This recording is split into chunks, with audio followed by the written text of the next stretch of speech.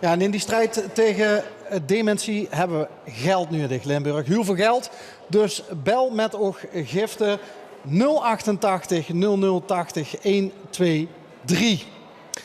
U mag natuurlijk ook gewoon hier naartoe komen, naar de EC Cultuurfabriek, om een cheque te overhandigen. Pinsel wat op een papiertje, maakt ons allemaal niet uit. Alle bedragen die tellen. Of als u gewoon hier een beetje rond wil kijken, ook gezellig. Gemma. Ja. Gemma Frederiks. Eigenlijk had ze hier gezeten met die tante, met Ita. Ja. Waarom is dat niet zo? Ja, iets maar de kinderen niet van op ons. Soms is ze heel erg door de war. Dan wil ze meteen naar huis of dan loopt ze weg. Ja, en dan weet kinderen niet, dan weet ze niet hoe ze is. Hè. Dus dan kunnen ze niet meer naar huis. Dus dan zou je het kunnen gebeuren dat ze bijvoorbeeld midden in een vroeg aan dicht, dat ze opstijgt en dat ze begint... Dan ziet ze in een keer, bijvoorbeeld ik was bij de kapper en zat er gewoon naad. En in een keer ziet ze, ik moet naar huis. Dan staat ze op en dan gaat ze. En dan zeg ik, er moest nog geen uren of zo gaan. Dat was nog thuis wel, ziet ze dan. En dan ga je ze maar? Ja, dan ga ik. Dan drug ik haar een beetje en dan ga ik naar de auto. En dan ga ik tegen holen. Stap ze in en breng ik haar terug. Maar dan kent ze in zo'n geval beter mij gewoon zien dan... Ja? Ja, ik ga altijd met haar mee. Ik ga niet tegen haar in. Van de week ook ging ik met haar de stad in. En ik hoefde met de straat rechtdoor te lopen. En hij zit zich meteen naar links. Dus ik ging via het Friedhof naar de Meren, naar de Smeestraat, Boegmercie. Maar ja, dan ga ik maar met. En dan is een goede beweging. En ze loopt hier. Dus. Vanmorgen was ze nog bij je, hè? Ja. Ja, heb een foto van dich gekregen, ja, hè? Klopt, ja. Van dich met Ita. Had je vandaag een goede dag? Nee, ze waren een beetje down. Ze wou weer, ze miste iedereen, zag ze. En ze wou met me naar huis en dan zeg ik dat ik weg moet. En dan is ze ook gewoon. Of ik zeg ik kom terug. En dat vindt ze ook allemaal prima. Toch, dus het weg gewoon, het afscheid nemen. Daar heeft ze wel moeite met, maar niet altijd. Soms dan is ze heel verdrietig en dan pakt ze die ook vast en dan jankt ze. En dan, ja, dat deed me ook pijn nu, maar dan moest ze toch gewoon. Die band tussen ochtwie, hè, die is heel sterk, al heel lang, hè? Ja. Hoe lang gaat dat terug? 69 jaar. Toen ik kon niks niet nog die leeuw. Oh, nou is het zo. Ja.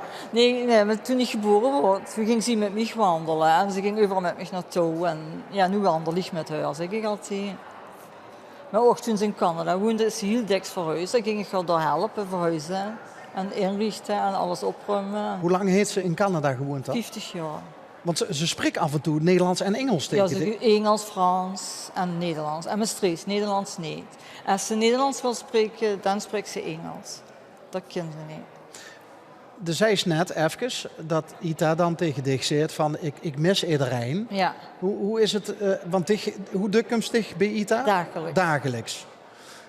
Hoe is dat dan met de rest van de familie, voor zover die er nog is? Ja, mijn man gaat 1 keer in de week met. En ja, ze heeft ook nog neefje en nichtjes. En zo gaat, ja, dat is ook lastig voor met die lui om te gaan. Hè.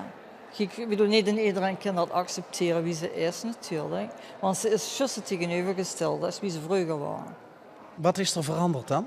Haar gans karakter. Ze was vroeger was echt een heel zacht mens en heel lief. En als er koffie over goed is, zou ze nog ieder zeggen danken. Maar nu kan ze echt heel erg goed worden en driftig en juist het tegenovergestelde. Nou komst ik iedere dag bij Ita. Dat is een behoorlijke opgave. Dat zal, denk ik, best niet alleen emotioneel een zware wissel trekken op zich. Wie kent ze mantelzorgers nou het beste ondersteunen? Ik vind persoonlijk dat ze, als ze gaat voor die lui is, dat ze met die lui met naar school. Dus niet tegen hun in gewoon, want daar hebben ze niks aan. Want dan ben ze zelf ook gans doorheen. Want dan worden ze zo goed of ze beginnen te janken of weet ik, maar altijd met hun met gewoon. Dat is het beste. Dus mij gewoon zien en ze de ruimte geven. Ja, klopt. Mag ze zich er zelf wel eens zorgen over? Oh ja. Want het komt bij je ook in de familie wel. Ja, mijn papa heeft het gehad, haar mama heeft het gehad, ze heeft het nu. Ja, en toen ze getest wordt op Alzheimer, toen heb ik dat meteen gevraagd. Want ik zag, nu ben ik de volgende generatie. Ja, toen zagden ze tegen mij van dat hoeft niet, want het is helemaal niet erfelijk.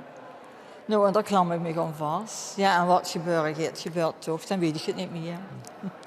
Hoop ik dat. Wat zijn de mooiste momenten van dich met Ita?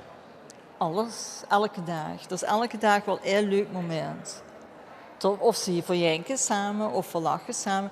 Als ik 's morgens inga, dan zing ik altijd hetzelfde liedje. Dus dan weet ze er dicht al ben. En dat is? Lieveling van Gerard Joling, want dat vindt ze heel leuk. En dan kwam ik, en ik klop 2 keer op de deur en dan begin ik lieveling. En dan begint ze al te zingen. En dat vindt ze leuk. En dan zegt ze, ken ik je beste daar. Maar als ze nu zegt, ga maar best, oh wat leuk, dan weet ik dat ze mijn naam weet. Maar als ze nu zegt, ken ik je, dan weet ik niet of ze mijn naam nog weet. En dat deed dan wel pijn, maar ja, het wil bij het leven. Hè. Dank je wel dat ze er was. Om Geen die verhaal, het verhaal van Dig en Ita Ja, te vertellen. Fijn dat we de foto nog prima. van Dig hebben gekregen.